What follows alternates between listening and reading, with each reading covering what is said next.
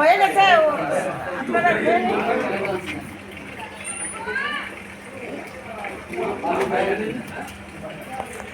তো ঠাকুর বাবা, তো এবার আপনার সঙ্গে তো সেভাবে বলা হয়নি, আপনি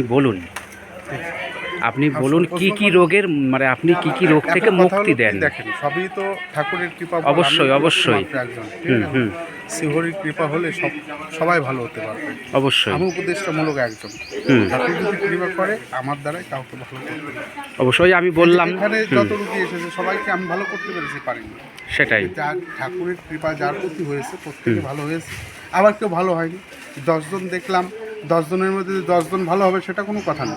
অবশ্যই 10 অবশ্যই। জনের মধ্যে 3 জন ভালো হবে, 8 জন না ভালো হতে পারে, কিন্তু 10 জনের মধ্যে 5 জন ভালো হবে আর 5 জন না ভালো হতে পারে, এটা কোনো গ্যারান্টি না। ভক্তি। আচ্ছা যাই হোক, আমার একটা জিনিস শোনার আছে এখানে, আপনি কি ওষুধপত্র দেন? কথা হলো কি, ওষুধ তো সেভাবে দিই না, জল পড়া তেল পড়াটাই। আচ্ছা আচ্ছা, জল পড়া তেল পড়া, তাই তো? তো আমার দর্শক বন্ধু তো সেটা বলতে হবে, জল পড়া তেল পড়ার মাধ্যমে রুগী দেখেন বাবা হরিচাঁদ গুরুচাঁদের কৃপায়। আচ্ছা আচ্ছা, বাহ।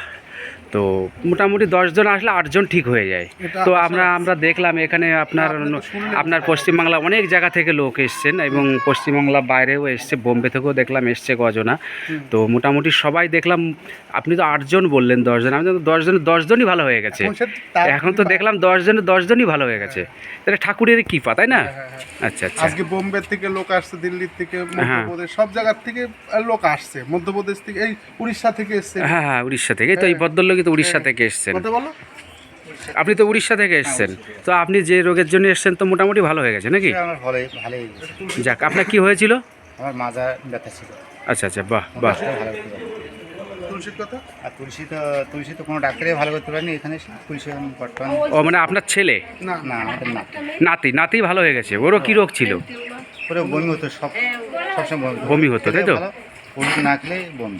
বাহ বাহ। এখানে এসে ভালো হয়েছে। তো আমাদের বাবা ঠাকুর ধন্য, আমাদের মধ্যে, আমাদেরই ডিস্ট্রিক্ট, নদিয়া ডিস্ট্রিক্টে খুব বাড়ির কাছে আমরা এমন একজন মানুষকে পেয়েছি যে বাবা হরিচাঁদ গুরুচাঁদের নামে আমাদের যে কোনো রোগ থেকে মুক্তি দিতে সক্ষম হচ্ছেন। আর এটা বলে দেবেন যে এখানে আর ধরো 6 মাস মতন এখানে বসবো, তারপর বেথুয়া বলবো। আচ্ছা, এরপরে একটা লেটেস্ট খবর আছে দর্শক বন্ধুরা। তো আমাদের বাবা সোমেন ঠাকুর এরপরে বেথুয়ায় যাবেন, বেথুয়া বাজারের আশেপাশেই থাকবেন, তাই তো? আশেপাশে। আচ্ছা আচ্ছা, বাহ বাহ, ভেরি গুড।